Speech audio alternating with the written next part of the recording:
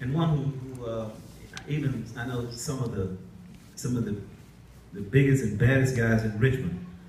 I've seen them and they have told me that when Coach Anderson speaks, they cower down. Okay, they cower down. Now, but because they remember what a powerful coach he was and what an encouragement he was to so many of them, and so I know this for a fact because one of my good friends here in Richmond was a football player and all of that, and you know, I mean, I think that he kind of goes for bad because he thinks he's bad, that kind of thing, you know. But he told me that he's when Coach Anderson comes around, he no longer goes for bad. Coach Anderson comes around, he becomes almost a child again. It's like, yes, sir, and what can I do for you, coach, and that kind of thing. So I think that's indicative of the kind of respect that Coach Anderson has here in this city, and certainly in our church. And I know he's had some ups and downs lately, but still a strong man, and still just an icon for us here in the Second Baptist Church. And we're so grateful and so thankful that he's back here with us today. And there's some people who've come to share with him today on this day, sort of like celebrating Coach Lou Anderson. This is partly his day here at Second Baptist Church. And so we have a couple of people who are going to come to share a few words of encouragement, a testimony, if you will. And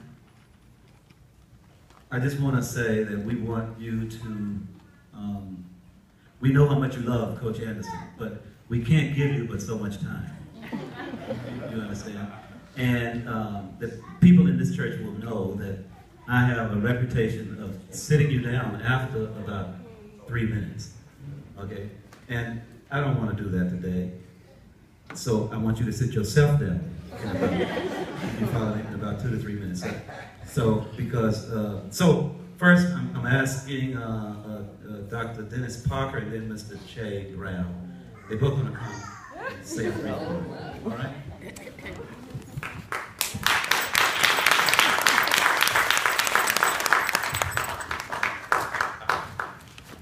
To Reverend Harris and Dr. Harris, somebody cut the clock on so I can make my time. Don't push me, I'm gonna run. So, for a man as great as Coach Anderson, there are thousands of lives that he's touched directly. Men, young boys all across the city. And all of us have multiple stories that we could share. I could tell you about the time that he and my father banked me for skipping class at home. I can tell you about the time when he gave me his truck to go find the coach that came to town to see me from out of state for a scholarship. But the time that I think most talks about coaching, how much he's helped me as a man to develop, is when he made me play football my sophomore year of high school. He said to me, he said, son, you're not going to walk around this building with that size and not play football. And not knowing that I had rights, I said, yes, sir. So I get out there the first day of practice, and I'm not as big as I am now. I'm about 6'3", about 250 pounds, but I'm no shape, and I'm watching these grown men that I see in the locker room with hair on their chest and muscles and all that, and I'm scared out of my mind. And he puts me in against the first team offense on goal line defense. And you guys, I don't have time to tell you, but this is where it gets down and it gets gritty there. And he makes it that way. So he says, I'm gonna run this play. So what happens is, because I'm scared, I close my eyes on the defensive line.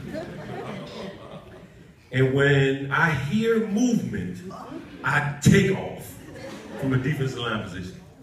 Because I'm scared, I'm so lightning fast that I beat the guard block and I tackle Keith Thornton, a senior, in the backfield for a 3-yard loss, right? So I get up and he looks at me like, where did that come from? So then I do it again, another play. I close my eyes and I beat the block and I make a mess. But the third play, he said, I'm gonna teach this boy something. So he runs a play, he said, y'all leave him alone. He sent his best blocker to come get me and smash me, bow.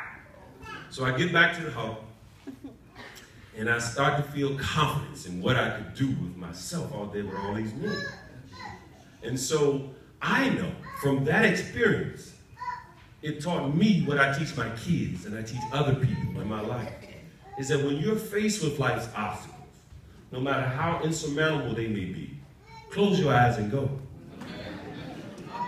Don't stand there and let the obstacles beat you or overtake you.